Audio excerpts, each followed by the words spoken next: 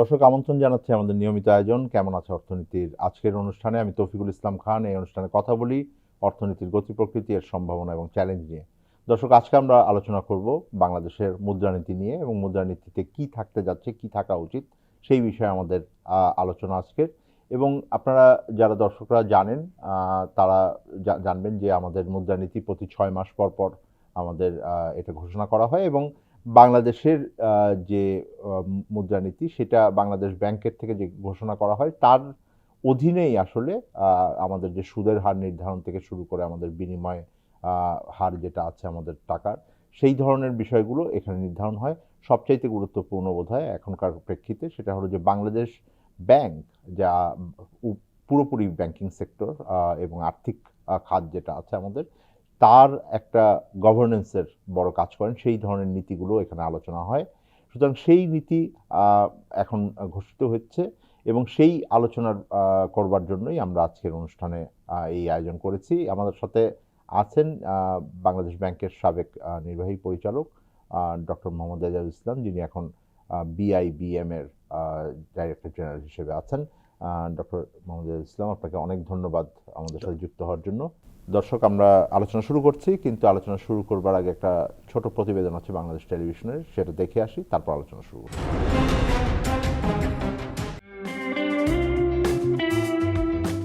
মুদ্রানীতি, মুদ্রাস্ফীতি আর মূল্যস্ফীতি খুব কাছাকাছি কয়েকটি শব্দ, একটি অন্যটিকে ব্যাপকভাবে প্রভাবিত করে। মুদ্রানীতির ওপর ভর করে মুদ্রাস্ফীতি, আর মুদ্রাস্ফীতি মূল্যস্ফীতিকে তাড়িত করে। মুদ্রার চালচলন বলে দেয় মুদ্রানীতি কোন পথে হাঁটবে। ব্যাংকিং খাতের আস্থাহীনতা, বিনিয়োগে স্থবিরতা এবং উচ্চ সুদের চাপে যখন দেশের ব্যবসা বাণিজ্য কার্যত হাঁসফাঁস করছে, ঠিক তখনই বাংলাদেশ ব্যাংক চলতি অর্থবছরের দ্বিতীয়ার্ধের অর্থাৎ জানুয়ারি থেকে জুনের জন্য নতুন মুদ্রানীতি ঘোষণা করতে যাচ্ছে। জানা যায়, নতুন নীতিতে মূল্যস্ফীতি নিয়ন্ত্রণকে একমাত্র অগ্রাধিকার ধরে রেখে আগের মতোই কঠোর বা সংকোচনমূলক অবস্থান বহাল রাখা হচ্ছে। ফলে নীতিগত সুদ হার বা পলিসি রেপো রেট 10% অপরিবর্তিত থাকছে। বাংলাদেশ ব্যাংকের হিসাবে ডিসেম্বর পর্যন্ত বেসরকারি খাতে ঋণ প্রবৃদ্ধির লক্ষ্যমাত্রা ছিল 7.2%, কিন্তু নভেম্বর পর্যন্ত অর্জন হয়েছে মাত্র 6.5 থেকে 6.6% মতো। নতুন মুদ্রানীতিতে জুন নাগাদ এই প্রবৃদ্ধি 8% নেওয়ার লক্ষ্য ধরা হলেও ব্যবসায়ীদের মতে বর্তমান পরিবেশে এটি বাস্তবসম্মত নয়। তারা বলছেন, উচ্চ সুদ, দুর্বল ব্যাংক ব্যবস্থা, নীতিগত অনিশ্চয়তা এবং বাজারে চাহিদা কমে যাওয়ার কারণে নতুন বিনিয়োগে যাওয়ার মতো পরিস্থিতি নেই। অর্থনীতিবিদদের মতে বর্তমান মুদ্রানীতি স্বল্প মেয়াদে কিছু আর্থিক সূচকে শৃঙ্খলা আনতে পারে, তবে বড় ঋণ খেলাপিদের বিরুদ্ধে দৃষ্টান্তমূলক ব্যবস্থা, আমানতকারীদের সুরক্ষা এবং কেন্দ্রীয় ব্যাংকের পূর্ণ নিয়ন্ত্রক স্বাধীনতা নিশ্চিত না হলে এই কঠোর নীতি বাস্তব অর্থনীতিতে কাঙ্ক্ষিত ফল আনবে না। দর্শক, আপনারা প্রতিবেদনটি দেখলেন। আলোচনা শুরু করছি। ডক্টর এজাজ, আপনি তো দীর্ঘদিন বাংলাদেশ ব্যাংকে কাজ করেছেন, যে দায়িত্বে ছিলেন কিছুদিন আগ পর্যন্ত। তার মূল একটা যে দায়িত্ব আমি বলবো বা কাজের অংশ ছিল, সেটা হলো যে মুদ্রানীতি প্রণয়ন করা।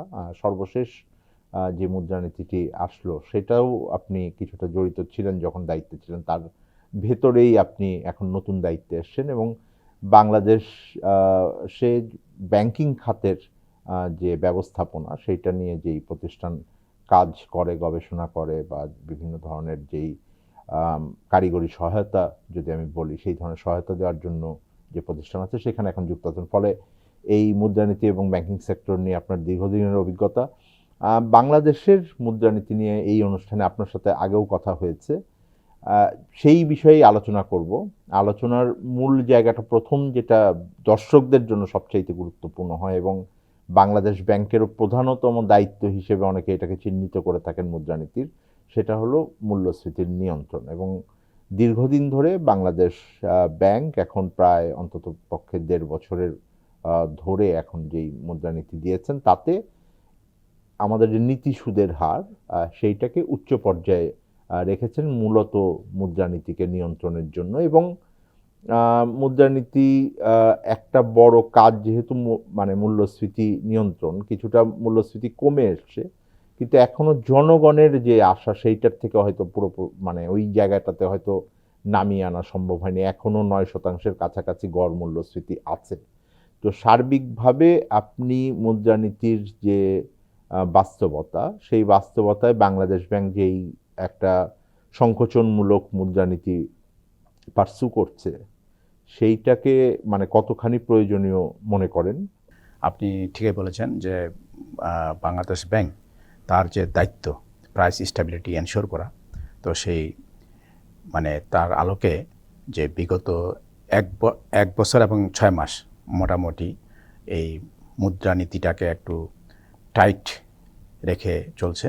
আপনারা মানে যখন এর আগে আমি এখানে আসছিলাম, তখন আমাদের শুরুতেই 24-এর যে জুলাই আগস্টে যদি ইনফ্লেশনটা দেখেন, খাদ্য মূল্যস্ফীতি ছিল 14-র উপরে এবং এভারেজ মূল্যস্ফীতি ছিল 11.5। এই মূল্যস্ফীতি নিয়ন্ত্রণ করার জন্য যে সমস্ত টুলস বা আমরা ইনস্ট্রুমেন্ট ইউজ করি, তো সেই ইনস্ট্রুমেন্টগুলোকে একটা অন্যতম হলো আমাদের নীতি সুধার। তো সেই নীতি সুধারটা আমরা ক্রমান্বয়ে বাড়িয়ে 10 রাখা হয়েছে আর কি। তো এই বর্তমানে বিগত বছরের অক্টোবরের থেকে এখন পর্যন্ত এই নীতি সুধারটা 10-এ রাখা হয়েছে আর কি। তো এই 10-এ রাখার জন্য আমরা কি অর্জন করলাম, এটা যদি আমরা একটু দেখি, তো প্রথমে আমি যেটা বলবো যে মূল্যস্ফীতি কিন্তু 11.5 থেকে ওভারঅল সাধারণ মূল্যস্ফীতি এটা কমে কিন্তু এখন 8 বা 8.5-এর মধ্যে ঘোরফের করছে আর কি। এই যে ঊর্ধ্ব গতির যে মূল্যস্ফীতি, এটাকে কিন্তু লাগাম টানা গেছে আর কি। একই সঙ্গে প্রাইস স্টেবিলিটির সঙ্গে সঙ্গে আরেকটা জিনিস হয়েছে, এখানে একটা এক্সচেঞ্জ রেট স্টেবিলিটি হয়েছে আর কি। একই সঙ্গে আমাদের রিজার্ভটা বিল্ড আপ হয়েছে। এখন আপনি প্রশ্ন ঠিকই করছেন এখানে যে এই কাঙ্ক্ষিত পর্যায়ে মূল্যস্ফীতিটা নামেনি টাইট মনিটারি পলিসি পার্সু করা সত্ত্বেও। তো কেন নামেনি, এটা যদি আমি একটা ব্যাখ্যা করি, আমি যদি আপনাকে প্রশ্ন করি যে টাইট মনিটারি পলিসি বলা হচ্ছে, সত্যিকারে কি এটা কি টাইট? Is it tight? কারণটা হলো আমাদের কিন্তু সুদের হার আমরা বাড়িয়েছি ঠিকই আছে, কিন্তু আমাদের যে ব্যাঙ্কগুলার আরেকটা অবজেক্টিভ হলো ফাইন্যান্সিয়াল স্টেবিলিটি। এবং আপনারা তো দেখবেন যে এই বিগত 1-1.5 বছরে অনেক ব্যাংকের লিকুইডিটির সমস্যা, তো আমাদেরকে লিকুইডিটি সাপোর্ট দিতে হয়েছে। এবং তার জন্য একদিকে আমরা টাইট করছি সুদের হার, আর একদিকে তাকে সাপোর্ট দিয়ে কিন্তু লিকুইডিটি বাজার পর্যাপ্ত ছিল আর কি। হ্যাঁ, তো এই একটা আলো। আর সবচেয়ে যেটা ব্যাপার হলো যে মূল্যস্ফীতি কমে আসতে, তার সঙ্গে কিন্তু মূল্যস্ফীতি শুধু মনিটারি পলিসি অ্যাড্রেস কোডে যেটা করা সেটা হয়েছে, কিন্তু এর সঙ্গে সাপ্লাই সাইড একটা বিশাল জড়িত আর কি। তো সাপ্লাই সাইডের যে কম্পোনেন্টগুলা, এগুলা কিন্তু আমাদের মনিটারি পলিসির সঙ্গে রাজস্ব নীতি কিন্তু কমপ্লায়েন্সটা হয়নি এরকম আর কি। যদি কমপ্লায়েন্সটা হইতো বা সিনক্রোনাইজ হইতো, তাহলে কিন্তু মূল্যস্ফীতি অনেক কমে যেত। আমি একটা উদাহরণ দিই আপনাকে, যে আমাদের যে এসেনশিয়াল আইটেম যেগুলো আমরা ইম্পোর্ট করি, সয়াবিন তেল, চাউল, গম, বিভিন্ন ধরনের এগুলা কিন্তু দেখেন এটা ভরা মৌসুমে কিন্তু দামটা বাড়ছে আর কি। আমাদের এক্সপেকটেশন ছিল যে ডিসেম্বরে যেহেতু আমন সিজন, কিন্তু আমন সিজনেই কিন্তু চালের দাম অল্প কিছুদিন কমে আবার বাড়ছে। তো এইটার কারণটা হলো আমরা যেটা অ্যানালাইজ করতেছি, এবার মুদ্রানীতিতে এই জিনিসটা থাকবে যে ট্রেড পলিসির কারণে কিন্তু অনেক সময় মনিটারি পলিসি টাইট থাকা সত্ত্বেও কিন্তু কাজটা করে না আর কি, মানে সাপ্লাই সাইড ইনশিওর হয় না আর কি। তো ওই জিনিসটা কিন্তু সিনক্রোনাইজ করতে হবে আর কি, যে মূল্যস্ফীতি কমানোর জন্য বোথ মনিটারি পলিসি এবং সাপ্লাই সাইড ইনশিওর করার জন্য যে ট্রেড পলিসিটা আমাদের কিন্তু রিভিজিট করা দরকার। ডক্টর ইজাজ, আপনি যেই কারণগুলোর কথা বললেন, তার মধ্যে যদি আমি এভাবে চিন্তা করি যে বাংলাদেশের নীতির মূল যে দুটো স্তম্ভ আছে, তার মধ্যে একটা মুদ্রানীতি, যেটা বাংলাদেশ ব্যাংক এবং বাংলাদেশ ব্যাংকের গভর্নর যেটা নেতৃত্ব দেন, অন্যদিকে আপনার অর্থ মন্ত্রণালয় আছে এবং অর্থ মন্ত্রণালয়ের উপদেষ্টা নেতৃত্ব দিচ্ছেন রাজস্ব নীতি। এইটার যে সমন্বয় করবার যে একটা প্রাতিষ্ঠানিক কাঠামো রয়েছে, সেই প্রাতিষ্ঠানিক কাঠামোর ক্ষেত্রে কি কোনো দুর্বলতা থাকলো, নাকি এটা একটা মানে পরিস্থিতির কারণে এক ধরনের সমঝোতা করতে হয়েছে, যেটা হয়তো মূল্যস্ফীতি নিয়ন্ত্রণের ক্ষেত্রে কিছুটা আমাদেরকে পিছিয়ে দিল? কোঅর্ডিনেশন কাউন্সিল যেটা আছে ফিসক্যাল এবং মনিটারি পলিসির যে কোঅর্ডিনেশন করে, আপনি ঠিকই বলছেন, সেখানে নিয়মিত বৈঠক হয়, কোঅর্ডিনেশন হয়, আলোচনা হয়। তো আমাদের প্রাতিষ্ঠানিক কতগুলো দুর্বলতা রয়ে গেছে, যেমন বাণিজ্য মন্ত্রণালয় তারা এসেনশিয়াল আইটেমের এই যে ইম্পোর্ট পলিসিটা তারা করে, তো ওখানে একটা আমাদের এটা অ্যানালিসিস আসছে আর কি, যে সারা বছরে যে সমস্ত পণ্যর ইম্পোর্ট কত হবে, কত ডিমান্ড আছে, সেই জিনিসগুলো কিন্তু একটা গ্যাপ রয়ে যাচ্ছে আর কি। তো এই আমরা যদি ধরি এই যে সয়াবিন তেল দফায় দফায় দাম বাড়াচ্ছে, বসতেছে বিজনেসম্যানদের সঙ্গে, কিন্তু এটাটা কোনো সিস্টেমেটিক বা প্রিডিক্টেবল হচ্ছে না আর কি। তো রাইসের বেলায় এরকম। তো এই জিনিসটা কিন্তু বাণিজ্য মন্ত্রণালয় কখনো ইম্পোর্ট বন্ধ রাখে, আবার কখনো খোলে।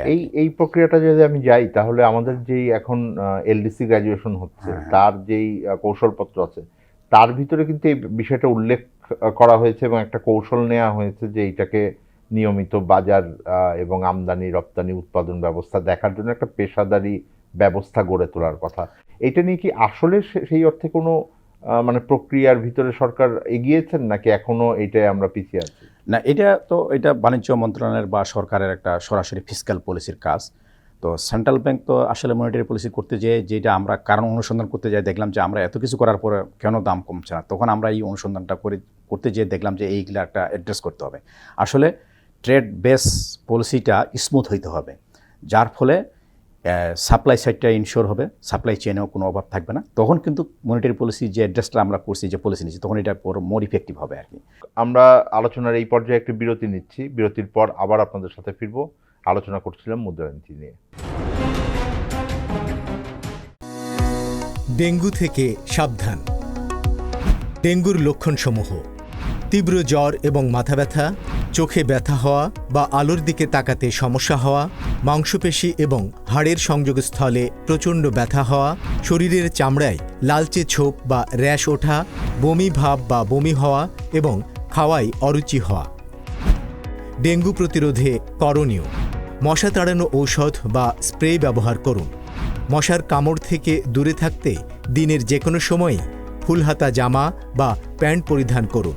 দিনে বা রাতে যে কোনো সময় ঘুমাতে গেলে মশারি ব্যবহার করুন। ফুলের টবে বা অন্য কোনো স্থানে বদ্ধ পানি থাকলে তা পরিষ্কার করুন। ঘরের আনাচে কানাচে অন্ধকারাচ্ছন্ন জায়গায় মশার ঔষধ বা স্প্রে ব্যবহার করুন। ডেঙ্গু প্রতিকারে করণীয়: ডেঙ্গু আক্রান্ত ব্যক্তিকে অবশ্যই মশারির ভেতরে রাখুন। অতি দ্রুত আক্রান্ত ব্যক্তিকে নিকটস্থ হাসপাতালে নিয়ে যান বা ডাক্তারের পরামর্শ নিন। জ্বরে প্যারাসিটামল ব্যতীত অন্য ব্যথানাশক ঔষধ খাওয়া থেকে বিরত থাকুন। রোগীকে বেশি তরল খাবার খাওয়ান। বিশ্রাম নিন এবং রক্তচাপ কমে যাচ্ছে কিনা তা নিয়মিত পরীক্ষা করুন। আপনার বাসা এবং আশেপাশে জমে থাকা পরিষ্কার পানিতে বংশবিস্তার করে এডিস মশা। তাই বাসার ভেতর ও আশেপাশে পানি জমার স্থান চিহ্নিত করে 2-3 দিন পর পর পরিষ্কার করুন। সচেতন হন, সুস্থ থাকুন। দর্শক, আবার আমন্ত্রণ জানাচ্ছি আমাদের নিয়মিত আয়োজন কেমন আছে অর্থনীতির আজকের অনুষ্ঠানে। আমি তৌফিকুল ইসলাম খান। আজ কথা বলছিলাম ডক্টর মোহাম্মদ এজাজুল ইসলাম, যিনি বর্তমানে ডাইরেক্টর জেনারেল বিআইবিএম এর নিয়োজিত আছেন, এবং তিনি আলোচনা করছিলেন বাংলাদেশের বর্তমান মুদ্রানীতি নিয়ে। তার সাথে আলোচনা আবার ফিরছি। ডক্টর এজাজ, বিরতির আগে আমরা আলোচনা করছিলাম মূল্যস্ফীতি নিয়ে, কিন্তু একটা বড় মুদ্রানীতির সাথে সরাসরি সম্পর্কিত কিছুটা, আবার সেই অর্থে বাংলাদেশ ব্যাংকের যে সুশাসনের জায়গাটা, সেইটা নিয়ে এখন আমাদের বড় আলোচনা হচ্ছে। সেটা হলো ব্যাংকিং খাতের পরিস্থিতি। এবং ব্যাংকিং খাতের পরিস্থিতিতে গত 1.5 বছরে বোধহয় মানে সবচাইতে বেশি অগ্রগতি হওয়ার অন্যতম একটা জায়গা সংস্কারের ক্ষেত্রে। একটা বড় জায়গা হলো যে আমার ব্যাংকিং খাতের যে বিভিন্ন ধরনের দুর্বলতা ছিল, সেইগুলোকে ঠিকঠাক মতো এখন নিরীক্ষা করা হচ্ছে, এটা বের হয়ে আসছে। সেই জায়গাটাতে মানে কতখানি অগ্রগতি এখন দেখছেন? আপনি নিজেও বিআইবিএম এর যেহেতু এখন দায়িত্ব নিয়েছেন, ব্যাংকিং খাতের পরিস্থিতি আপনি আরো নিবিড়ভাবে দেখছেন। সবচেয়ে প্রথম যে প্রশ্নটা করি সেটা হলো যে এই সম্মিলিত ইসলামী ব্যাংক যেটা গঠন করা হলো 5টি ব্যাংকে একীভূত করে, এইটার প্রথমেই তো একটা হোঁচট খেলো। এখন সত্যিকার অর্থে মানে যত যে টাইমলাইনটা দেওয়া হয়েছিল, যেভাবে বলা হয়েছিল যে এটার অর্থের সংস্থান হবে, গ্রাহকরা কিভাবে এটার সাথে যুক্ত হয়ে এটাকে আরো অপারেশনালাইজ করতে পারবেন, সেই জায়গাটা একটা বড় বাধা আমরা দেখছি যে এটা ঠিকমতো যেভাবে আগানোর কথা ছিল আগায় নাই। আপনারা দেখবেন যে বাংলাদেশ ব্যাংকের সেকেন্ড অবজেক্টিভ হলো প্রাইস স্টেবিলিটির পরে অতীত ফাইন্যান্সিয়াল স্টেবিলিটি। তো ফাইন্যান্সিয়াল স্টেবিলিটি করতে যেয়ে যে ব্যাংকিং সেক্টর যে রিফর্ম যেটা শুরু করা হয়েছে, যে এই বর্তমানে যে রিফর্মগুলো নেওয়া হয়েছে, যে ব্যাংকিং সেক্টরকে ঘুরে দাঁড়ানোর জন্য কনফিডেন্স, গুড গভর্নেন্স, এনপিএল সবই তো এগুলা এই একটা মধ্যে ব্যাংকিং খাতের মধ্যে কয়েকটা, বিশেষ করে 10 থেকে 12টা ব্যাংকের অবস্থা খুব একটা ভালো না আর কি। তার ফলে এই বাংলাদেশ ব্যাংক যে পলিসিটা নিয়েছে এই 1-1.5 বছরে, তো bank resolution act, deposit insurance act, এগুলো করার পরে যেটা হয়েছে, যেটা আপনি ঠিকই বলছেন, যে বাংলাদেশ ব্যাংক একদিকে তো যে সমস্ত দুর্বল ব্যাংক তাদের কনফিডেন্স, তাদের গুড গভর্নেন্স ঠিক করার জন্য বোর্ড স্ট্রাকচারিং এগুলো তো করার পাশাপাশি সর্বশেষ যে সম্মিলিত 5টা ব্যাংক মার্জ করে যে সম্মিলিত ব্যাংক রেজুলেশন অ্যাক্টের আওতায় করা হলো, তো যে রোড ম্যাপটা দেওয়া হয়েছিল, যে বিআরডি একটা সার্কুলার আছে, সুন্দর করে বলা হয়েছে এখানে কখন টাকা তুলবে, তারপরে কয়েক মাস পর করতে পারবে, প্রাতিষ্ঠানিক ডিপোজিট যেগুলো আছে টার্মস সেগুলো কী হবে, শেয়ার হবে। তো শুরুতে বাংলাদেশ সরকার মালিকানায় নেওয়া হলো 20,000 কোটি টাকা সরকার দিয়েছে, এবং ডিপোজিট অ্যাক্ট থেকে মানে ফান্ড থেকে 15,000 কোটি টাকা বাংলাদেশ ব্যাংক, মোট 35,000 কোটি টাকা দেওয়া হয়েছে, যদিও এটা দিয়ে শুরু হয়েছে আর কি। তবে এইটা ওপেন যখন হলো 1 তারিখ থেকে জানুয়ারির, তো মানুষ কিন্তু টাকা তুলতে পারছিল। ইদানিং একটা জিনিস হলো যে আমার ধারণা এটা, এই বাংলাদেশ ব্যাংক যে রোডম্যাপটা দিয়েছিল বা যেটা কাজ করতেছে, কিন্তু একটা কেমন যেন একটা বাধা মানে একটা অপোজিট গ্রুপ মানে এর এগেনস্টে কাজ করছে মনে হচ্ছে আর কি। তো এখন পর্যন্ত মোটা দাগে বাংলাদেশ ব্যাংক যে পলিসিটা দিয়েছে আশানুরূপভাবে কাজ করছে না আর কি মনে হচ্ছে। তবে আমার ধারণা ইলেকশনের পরে এটা হয়তো আরও একটু মানে গতি সঞ্চার হবে। আপনাদের দৃষ্টিভঙ্গি থেকে যে মানে বিআইবিএম যেহেতু কারিগরি এই কাজটা করেন ব্যাংকিং সেক্টরে, আপনাদের পক্ষ থেকে কোনো মানে পরিকল্পনা আছে কিনা যে আপনাদের কাজের ভিতর দিয়ে এটাকে কিভাবে আপনারা সরকারের জন্য সুপারিশ মালাগুলো তৈরি করবেন বা দেখবেন? কারণ আরো অনেকগুলো ব্যাংকও হয়তো এই ধরনের স্ক্রুটিনির ভিতর দিয়ে যাবে, ব্যাংকিং সেক্টর খাতকে অগ্রগতি হচ্ছে কিনা দেখার জন্য আপনাদের কাজের ভিতরে কি কোনো পরিকল্পনা করেছে? মানব সম্পদ, ব্যাংকিং সেক্টরের মানব সম্পদ তৈরি করার পিছনে বিআইবিএমের অনেক ভূমিকা আছে। তো আপনারা এই banking sector good governance reform এবং এনপিএল এগুলাকে উন্নত করার জন্য বাংলাদেশ ব্যাংক ইতিমধ্যে যে 2টা পদক্ষেপ নিয়েছে, যে রিস্ক বেসড সুপারভিশন, ট্র্যাডিশনাল যে সুপারভিশন ছিল সেটার থেকে বেরিয়ে 1 জানুয়ারি থেকে রিস্ক বেসড সুপারভিশনে গিয়েছে আর কি। এর জন্য প্রচুর কিন্তু ট্রেনিংয়ের প্রয়োজন হবে আর কি। এর টেকনিক্যাল কারিগরি সহায়তা এবং এর মানে কনসেপচুয়ালাইজেশন, দীর্ঘদিন ধরে যে ব্যাংক যে ধরনের সুপারভাইজ করছে কমপ্লায়েন্স, সেটা থাকতেছে না। এখন এটা হলো forward looking risk based supervision. তো এইটার জন্য যথেষ্ট দক্ষ জনবলের দরকার হবে, বোথ সেন্ট্রাল ব্যাংক এবং কমার্শিয়াল ব্যাংক। তো এই কাজটা আমরা হাতে নিয়েছি, আমাদের সিলেবাসে আমরা অন্তর্ভুক্ত করেছি। আপনারা কি একই সাথে এইটাও দেখবেন যে মানে এটা কতখানি কার্যকরভাবে আসছে? কারণ বাংলাদেশ ব্যাংক একটা নিয়মিত ফাইন্যান্সিয়াল স্ট্যাবিলিটি রিপোর্ট তৈরি করেন এটাকে, আপনাদের পক্ষ থেকে কি আপনারাও কোনো ইন্ডিকেটর সেট করেছেন কিনা যেটার অগ্রগতি আপনারা দেখতে চান ইন্ডিপেন্ডেন্টলি বাংলাদেশ ব্যাংকের যে কাজগুলো নিয়েছেন, যে রিফর্মগুলো হচ্ছে সেগুলোকে দেখার জন্য? না, আমরা অলরেডি আমাদের মানে ট্রেডিং মডুলে আমরা কতগুলা কনসেপ্ট পেপার শুরু করেছি, যে apart from financial stability report যেটা তৈরি করছে, এটা তো একটা ট্রেডিশনাল রিপোর্ট, এটা তো হলো পাস্ট ডাটার ভিত্তিতে করা হয় আর কি।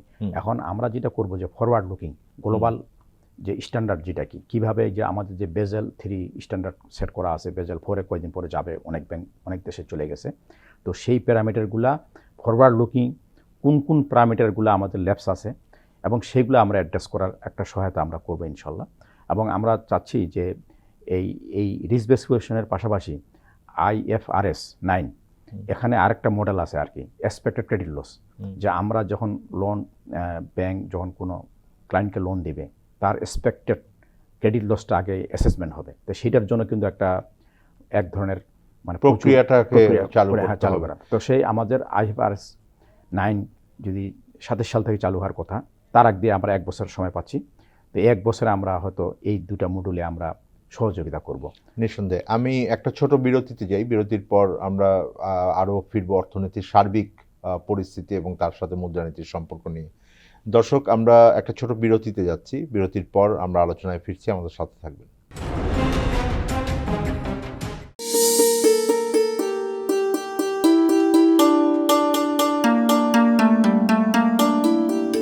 আরে জামাইরে আগে দাও। দিতাছি তো, জামাই কতদিন পরে আসলো। আম্মা, আপনার হাতের তরকারির মজাই আলাদা। কি সুন্দর কালার, জুত মতন সেদ্ধ, বিশেষ করে ডাইলের যা কালার আর স্বাদ। সবাই তো টিউবওয়েলের পানিতে রান্না করে, আমি রান্না করি পুকুরের পানি দিয়ে। কোন কি? পুকুর তো খোলা, পুকুরের পানিতে মানুষ গোসল করে, কাপড় চোপড় কাচে, হাঁস ভাসে সেই পানিতে। সেই পানি দিয়ে আপনি রান্না বান্না করছেন, কাম সারছি। মরে যাবেন তো আম্মা, একদম মরে যাবেন। কই, মুড়ি নাই তো এখনো। বুঝছি, এই জন্য আব্বা আপনি মাঝে মাঝে সাবিয়াও পেটের সমস্যায় ভোগে। থামো। এই, তুমি সব সময় সবার ভুল ধরো কেন? না রে মা, জামাই বাবাজি ঠিক কথাই কইছে। শুধু আমরা না, আমাকে পুকুরের পানি যারাই ব্যবহার করে তারা প্রত্যেকেই পেটের সমস্যায় ভোগে। অনেকে রান্না বান্নার সময়, খাওয়ার সময় নিরাপদ পানি ব্যবহার করে, কিন্তু খাওয়ার আগে থালা বাসন ধোয়, গ্লাস ধোয়, এমনকি নিজের হাতও ধোয় পুকুরের পানি দিয়া, ট্যাপের পানি দিয়া। হ, ঠিকই তো, তাই তো করি। শোনেন আম্মা, রান্না ও খাবারের জন্য নিরাপদ পানি ব্যবহার করুন। পুকুর কিংবা নদীর পানি পান করবেন না। পানি পান করার আগে ফুটিয়ে নেবেন। সেটা সম্ভব না হলে ব্লিচিং পাউডার, ফিটকিরি বা পানি বিশুদ্ধকরণ ট্যাবলেট দিয়ে পানি নিরাপদ করে নিন। ফল ও সবজি কাঁচা খেতে হলে নিরাপদ পানি দিয়ে ভালোভাবে ধুয়ে নিন। সবজি ও ফলমূল কাটার আগে 1 চামচ লবণ নিরাপদ পানিতে মিশিয়ে কমপক্ষে 30 মিনিট ভিজিয়ে রাখলে শাকসবজি ও ফলমূলে থাকা রাসায়নিক পদার্থের ক্ষতিকারক প্রভাব বহুলাংশে কমে যায়। পানিই জীবন, যদি তা হয় নিরাপদ।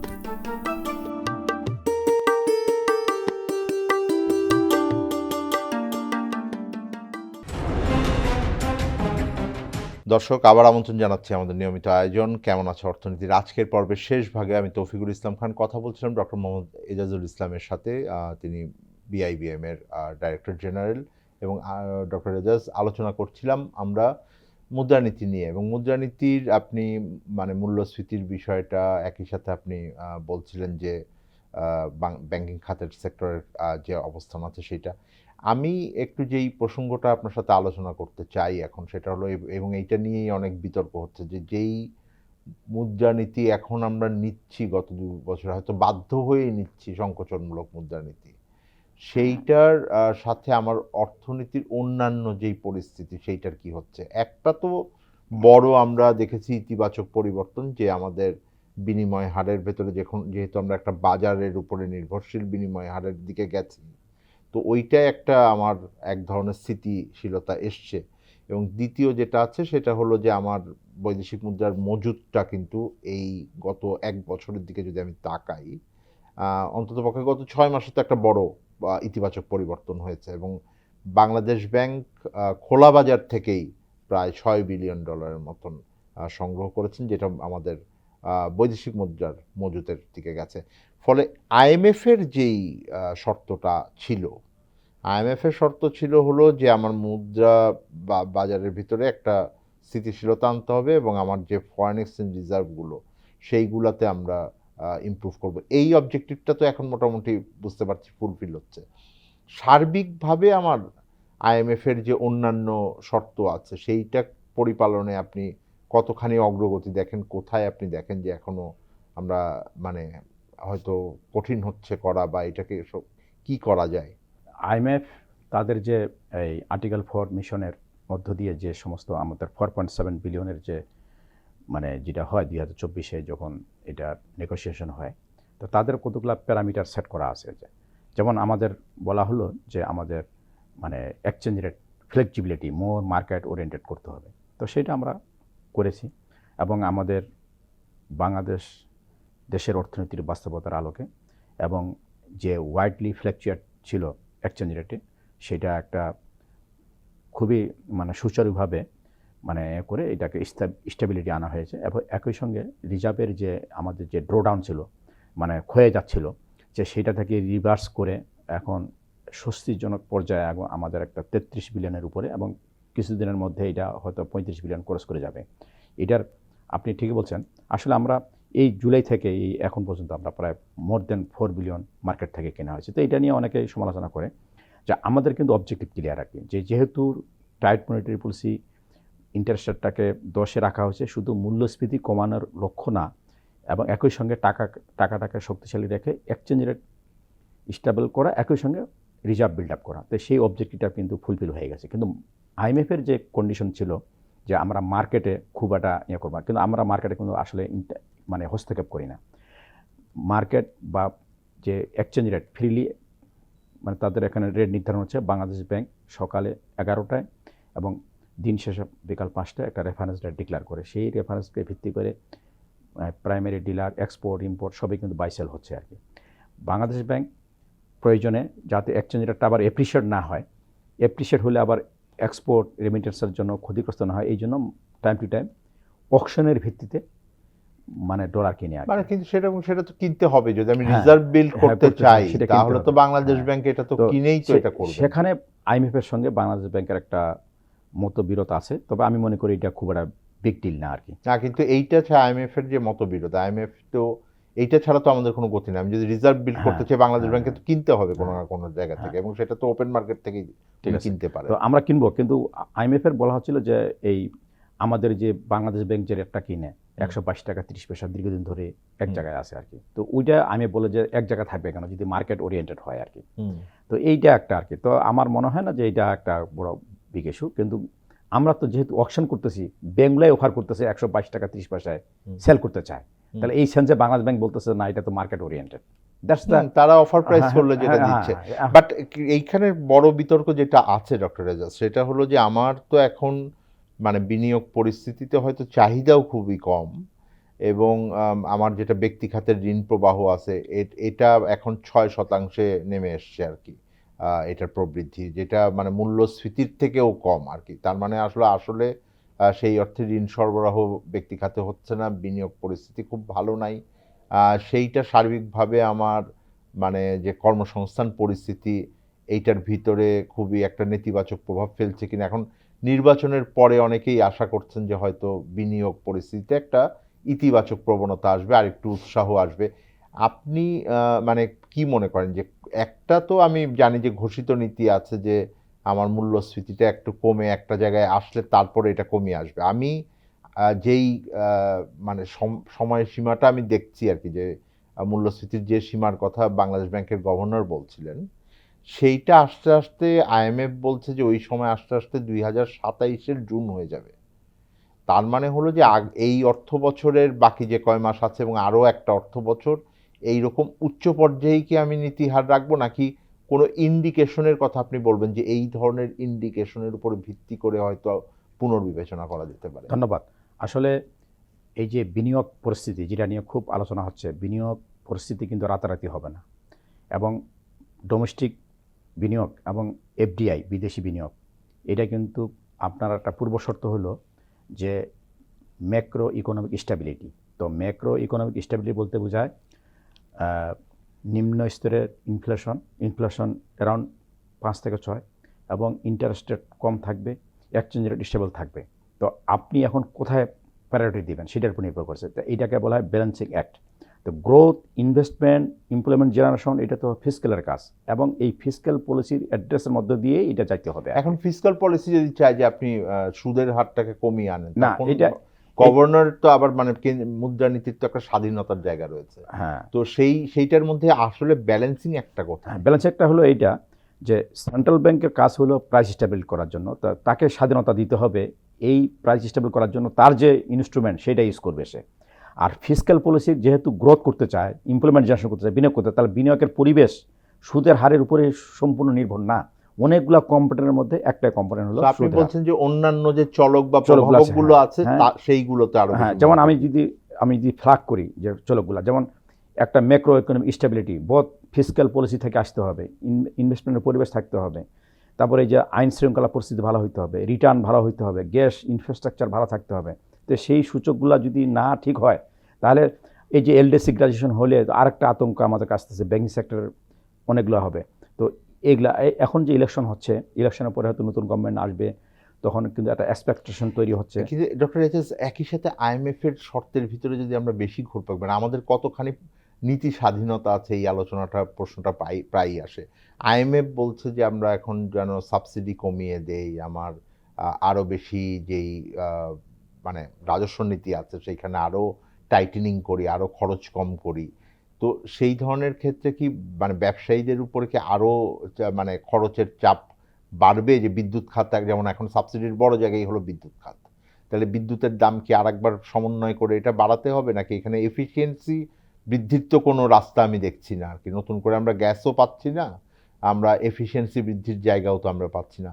তো সেই জায়গাটায় চাপটা কিভাবে থাকবে? অন্যদিকে যদি আমি দেখি, একটা বড় প্রশ্ন আছে সামনের দিকে, সেটা হলো যে আমার বৈদেশিক ঋণ সহায়তাও কমে আসছে, এবং আগে যে বাজেটারি সাপোর্টগুলো পেতাম সেগুলো আমরা পাচ্ছি না। তো সেই ক্ষেত্রে সামনের সরকারের জন্য এই মুদ্রানীতি এবং রাজস্ব নীতির ব্যালেন্স করবার জন্য আপনার কোনো পরামর্শ আছে কিনা? না, ধন্যবাদ। আসলে IMF এর শর্ত যে সবসময় মানা হচ্ছে, বাংলাদেশ ব্যাংক মানছে, এখানে তার জন্য সরকার ফিসক্যালের সমস্যা হচ্ছে, এটা এই কম না আর কি। IMF এর যে নেগোসিয়েশন করতে যে আমার যে অভিজ্ঞতা হয়েছে আর কি, তারা অনেকগুলা কথা বলে যে সাবসিডি কমে আনতে হবে, এটা তাদের একটা গতানুগতিক কথা পরামর্শ। কিন্তু বাংলাদেশ সরকার বা যেখানে প্রয়োজন সাবসিডি দিয়ে আসতেছে। কিন্তু হ্যাঁ, বিদ্যুৎ খাতের সাবসিডিটা রাতারাতি কমানো যাবে না, যেহেতু বিদ্যুৎ খাত নিয়ে একটা অনেক ধরনের দুর্নীতি হয়েছে আমি বলবো।